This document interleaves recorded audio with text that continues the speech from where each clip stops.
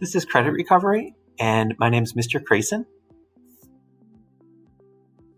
This is my 12th year teaching and my second year here at Stagg High School. I couldn't be more grateful and more proud to be here in the district that I grew up in, and I couldn't be more grateful and proud to be teaching the students I have this year. One assignment that students are working on for my class is a virtual locker. And since we don't have physical lockers right now, since students are not physically with us in the room, I figured we'd have a virtual locker. So in the virtual locker assignment, students had to include a couple things about them that reveal a little bit about who they are. So in my virtual locker, I have a guitar and a ukulele, because I do like to play music and actually do play guitar and ukulele a little bit. I'm lucky to be a dad of 2. I have a son who's turning 4 very soon, named Dennis, and I have a daughter named Noelle. She's turning 2 in February.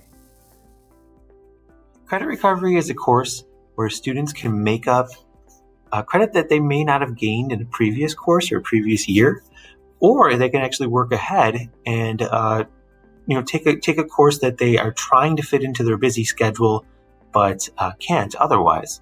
So Credit Recovery for us is 7th hour, and students are required to come onto Google Meet and join me during that 7th hour period.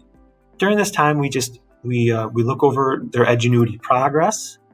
We talk about where they're at currently and the target we want to reach by the end of that week. Students do a lot of self-regulation too. There's weekly progress sheets that they fill out to say on a Monday where they're at and where they want to be by Friday. So the course, I have a Google Classroom for the course.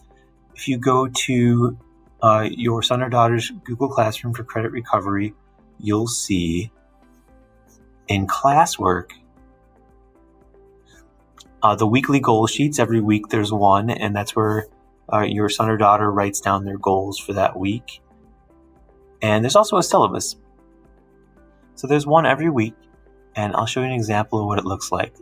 This is in the Google Classroom under classwork. The student can find their grade currently in the class and the percentage they've completed in EdgeNuity. And then they just add that to the weekly goal sheet. And then where do they want to be by Friday? It looks like a lot of times about at least 5% of completing the course throughout the week seems to be a general good target so far students have been finding. So at least getting through an additional 5% of the course at the least on a weekly basis. Getting through more would be great, but at the minimum, 5% seems to sort of keep things moving along where they're pretty close to on target. But we'd like them to be as far past target as possible on their progress. On Wednesdays, there's a midweek check-in where they see how close they are to getting to their goal on Friday and if they should readjust. And then on Fridays, they are to email, and I remind them to email their counselors, Miss McNicholas, and any resource manager, case manager or mentor that they might have, as well as you. And a lot of times students express that they're nervous to email a parent or guardian just because they know that their parent or guardian really expects a lot out of them. But it's important to keep you guys completely in the loop. And so every Friday, it's asked that students share an email to you about their progress. So this helps really gain self-advocacy and responsibility in taking charge of your own progress. So when a student is trying to access their EdgeNuity class, the way they can do it, one way to do it, is by going to the folder that says D230 Resources at the top left of their Chrome browser, and then click on Class Link. It's a blue link. Okay, so then you'll see all of the apps that the district has purchased and has on their class link. EdgeNuity is this one here. So we click on EdgeNuity. Now this is the teacher version of EdgeNuity, and it just tells me if there's a review to be looked at. And reviews are When a student gets to a test, I have to unlock the test for that student to take the test. But these 5 reviews are not students in my class. I have all the students on EdgeNuity. It houses and it tells me when they're ready to move on to the test in their course. If they don't do well on a test and it locks the test, I could then meet with the student and then walk them through and help them understand the questions and work through it a bit to be able to try to take that test again and pass it with at least a 70%. But students see a different screen. Students see a screen where it says what course they're taking, and then they can open that up, and then it has each individual lesson that they need to work on. And you just kind of click the next button, going through each lesson as needed. So here is our course syllabus. You can see my email at the top and my name. I'm Mr. Krason, and my email is pkrason@d230.org. Each day, we're going to be logging on to EdgeNuity during 7th hour and trying to work through as much of our classes as possible. So everyone has a different class usually, but your specific class, it shows the overall grade and completion progress in EdgeNuity. And that's just something we're to continue to monitor on a regular basis to make sure you're regularly staying on top of the class, just like you would with any class, and are getting in your assignments on time. So just like any class, you would take notes and do things that you typically would do for a regular lesson with a teacher in a classroom setting. Required materials are the internet, so you have to have access to the internet for EdgeNuity to work. You have to have an assignment calendar so you can follow along with what is due, and notes so you can keep any notes that you're working on as you're going through your classes. Oh, and of course the Chromebook too. So the Chromebook is really important since it's all online and you need that Chromebook to get onto EdgeNuity. I also have the Google Classroom, and I showed you already that the Google Classroom is an area where I put weekly progress checks and other things like that are going to be important throughout the year. The attendance policy is to be logged on at 1:45 p.m., which is when 7th period starts, or earlier too. I open up the attendance a minute or two early usually. So be on time. While you're in class, make sure that you're actually doing the assignments for EdgeNuity and not other work for other classrooms. Be respectful, be productive, stay on task. Your technology is your Chromebook. You don't need cell phones. The cell phone is not necessary in credit recovery.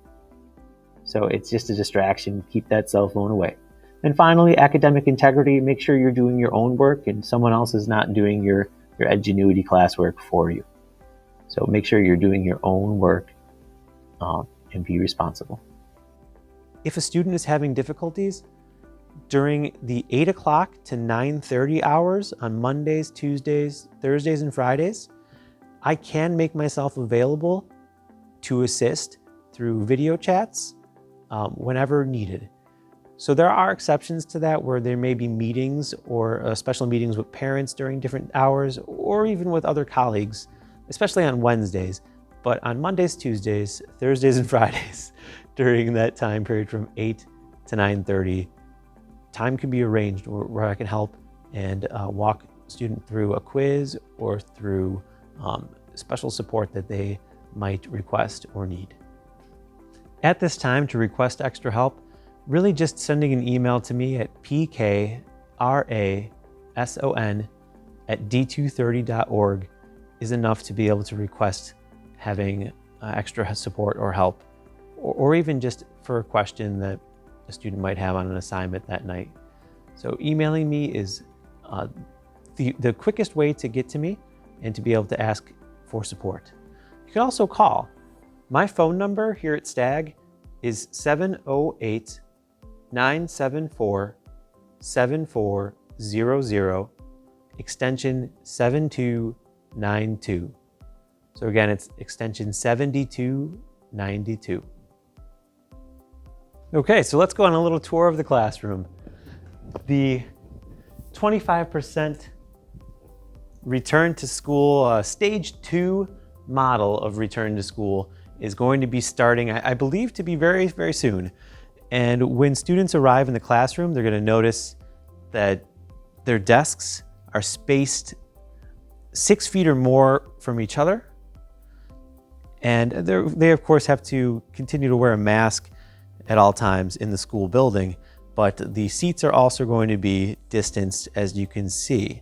During this 25% stage 2 return to school model, for me, that means about 9 to 13 students will be present in the classroom at any one time. Everybody else would be logging in on Google Meets and joining us remotely, just as they have for the past few weeks. So in conclusion, this is going to be a challenging year, yes, but it's also going to be filled with many celebrations, many victories, many incredible memories, many amazing moments, many accomplishments, and just all around, it's going to be a great year. So I want to assure students that we're doing everything we can to make it a great year, and that we can't wait to have you back. And it means so much to be in this role right now, to be there for you and support you through this time, this class, and this school year. So go Chargers, forever orange and blue. We got this, you got this.